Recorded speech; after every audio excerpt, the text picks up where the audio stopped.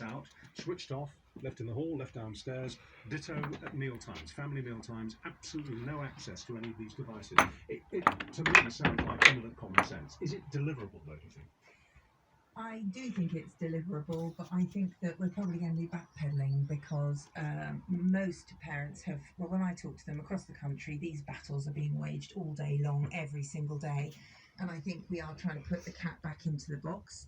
So, I mean, there are lots of hints in the book and techniques that you can use in order to kind of take control back, if you like. But yes, I think it's possible, but I think we have to treat our children with respect. I think we have to have the humility to model the same behaviour. It can't be do as I say and not as I do. And I think we have to teach. So it's no good mum and dad halfway through the meal No. hearing the phone go, I've got to get, this is important, I've got to get this. Well, I do think that we have, as parents, we do have slightly different boundaries. And I do think that sometimes it is important and sometimes we have to be able to pick up the phone or do whatever we need to do. So I think as a general rule of thumb, and I don't think life's fair, I don't think it should be the same for everyone, but I think we should be able to explain that when you use screens as a child with a developing mind, that it has a different impact on development of that child than it does on an adult. I mean, the brain stops developing around 25 years old. There are key stages of brain development that if you give a screen to the child at that time, that will have an effect on that part of the brain and therefore that part of development, and so on and so on. And I think there are ways of explaining this to a child. Actually, as I was outlining this idea, I could see you on the other side of the desk kind of shaking your head in cynicism, I suspect. In what way? No, I think it's like a great idea, but I don't think there's new parents having battles with kids using phones. Like I'm 31 now, and I remember at the age of 14. I know.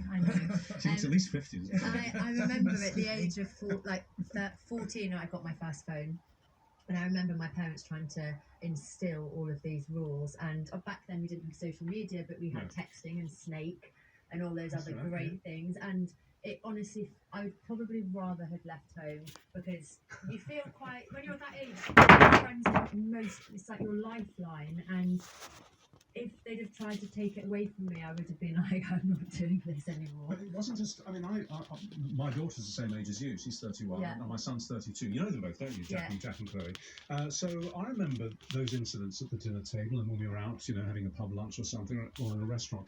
But the difference was that for them to have a quick look at a text that had just come in, or maybe notice that they had a return, it was a momentary matter. It just took them a few seconds to look and send a text. Whereas today, as you say, because of social media, once they're locked into the screen, they are locked into the screen. See, I was always locked in on constant text messages, but I will say I was not allowed my phone at the table.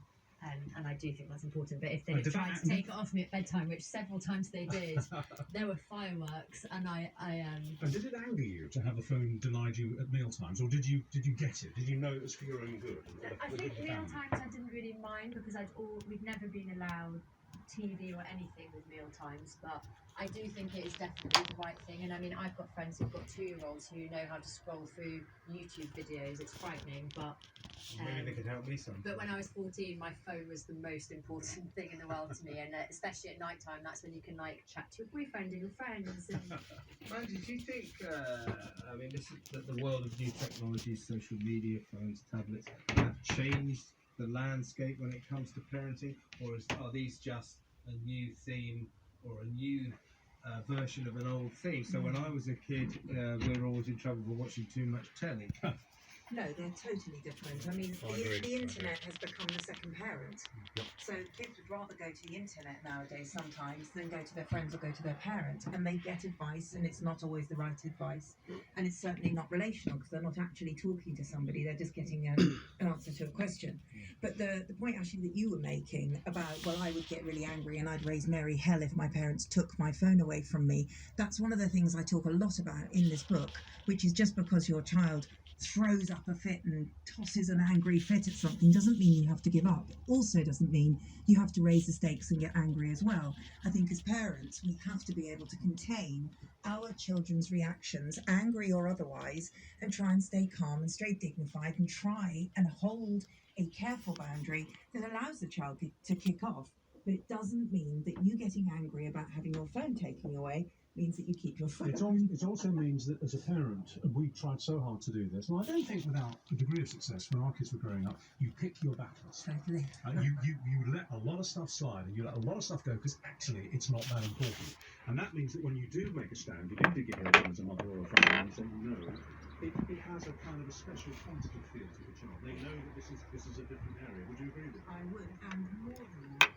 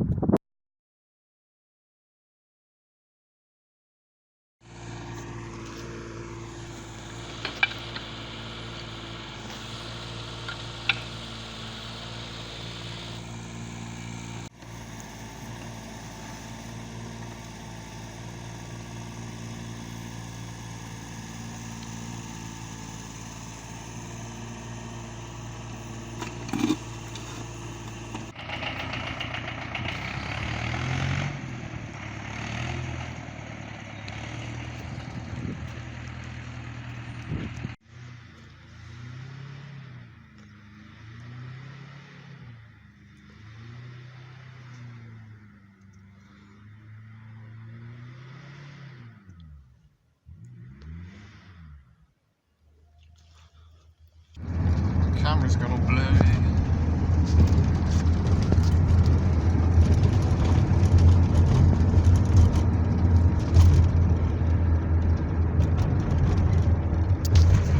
What I'll say is when we get to the ruts, if you jump off, when we get to where my cars are and stuff. Yeah. Because otherwise this is going to go blah, blah, blah, yeah, and you might fall off. Right. Yeah. So at that point, you're right next to it, you just jump off. Yeah.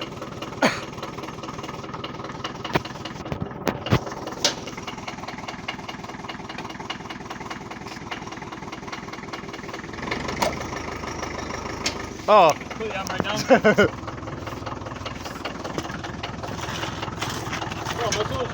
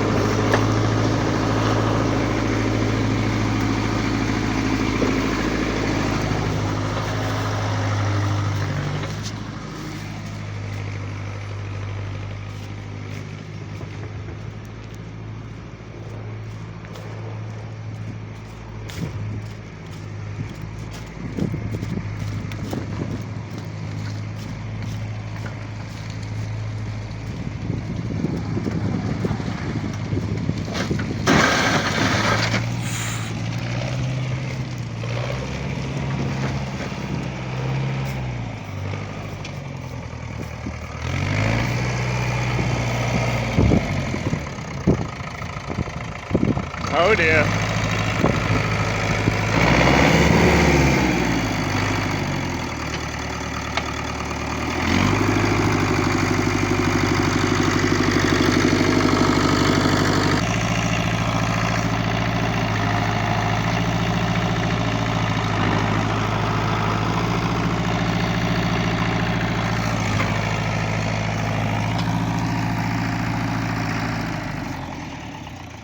Should we get a log under it? Yeah,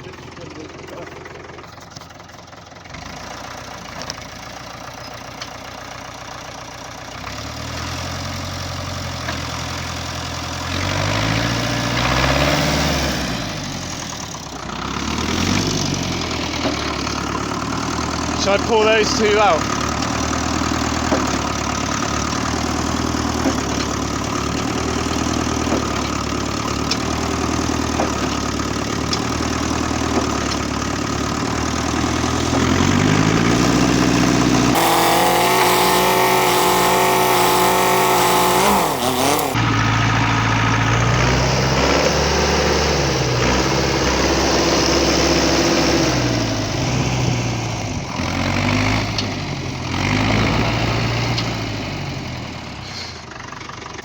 Fucking just completely stuck in the mud.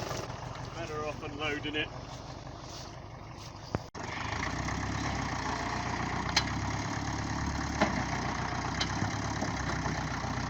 Hey!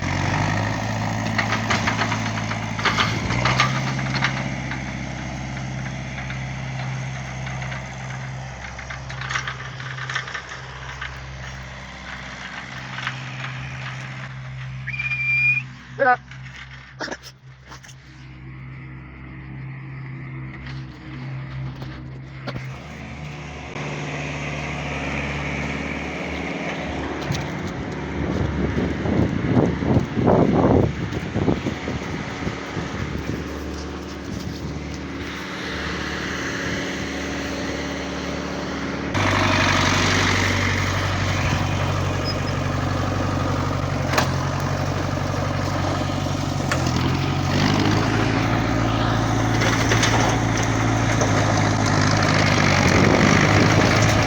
Fucking hell.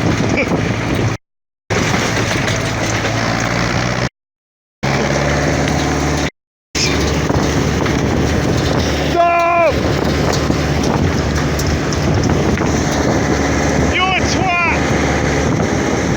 You're a prick! What? Got it all over my phone!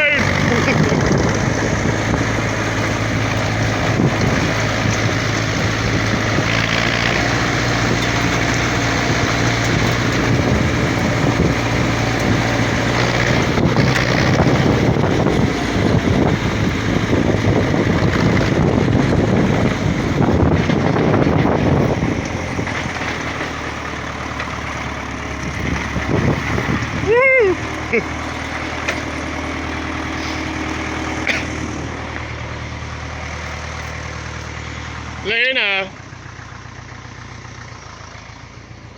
Come here.